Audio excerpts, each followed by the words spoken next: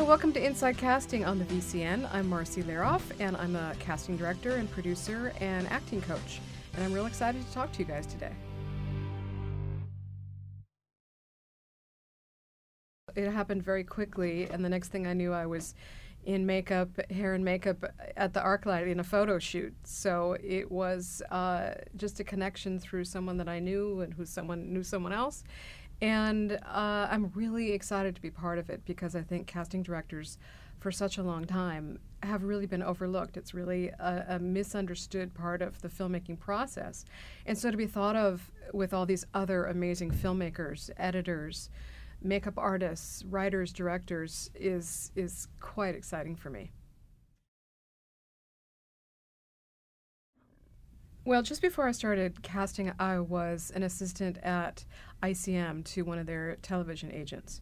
And I knew pretty much inside of a week that I didn't want to be an agent, but I used it as school. I used it as my university because at a large agency like ICM, there's so much information there.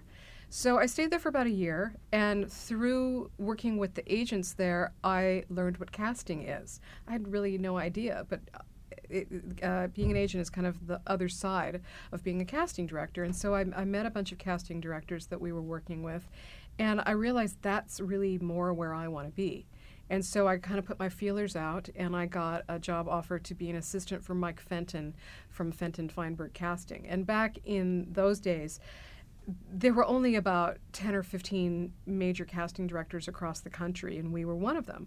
So we were a very busy office, and I was there for a lot of amazing films, and they were very busy, and they spread themselves kind of thin, and so a lot of things kind of came into my lap, and I was able to cast them. I hired interns from UCLA and USC to answer the phones and kind of handle the front office so that I was able to get into the room where we were casting. And I was very blessed to be there at a very creative time, and they taught me a lot and gave me a lot of opportunity. And while I was working there, the film Footloose was offered to me, and I brought it into the company, and I cast that film on my own. It was my first big movie on my own, and I realized it was time to branch out, and I started my own company, and I've been kind of a gypsy casting director ever since. I know a lot of actors that I see now say to me, "You're my first." You know, I was one of their first, if not their first audition, and they remember it really well.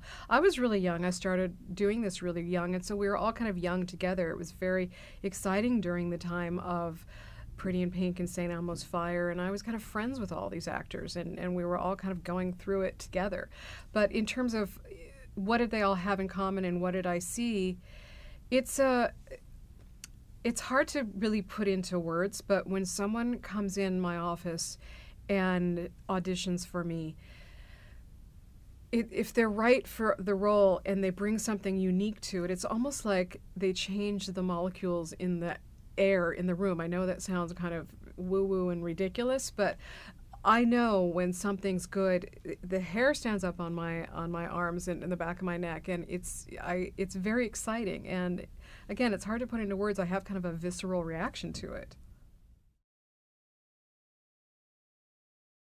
If you're consistently being brought back by a casting director, but you're not getting the role, it's still great news.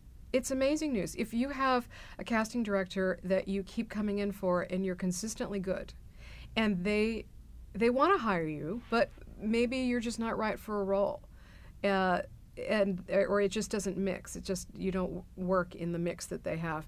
There's so many things that are out of your control in this business and in life. But the thing that you do have that's under your control is coming in, being really prepared, and being really as good as you can possibly be. And it shouldn't be your goal to try and get that role every time. It should be your goal to make fans and be consistently good in every room that you walk into. And then sooner or later, the tide's going to change, and you're going to get that role, and you're going to get the next few roles. So if a casting director is consistently bringing you in, this is the good news. I've heard a lot of actors complain. I taught this acting class a few months ago, and this actor said, "I've had 24 auditions this month, and I haven't gotten a thing." And I said, "And what's the bad news? I don't understand. You've got 24 auditions. Everybody else in this class has had maybe 2. This is all good." So it's really hard when you're in the middle of your career, you can't see outside of it, and you can't see your trajectory because you're in the middle of it. I think if you're consistently getting callbacks and people want to bring you in, that's the good news.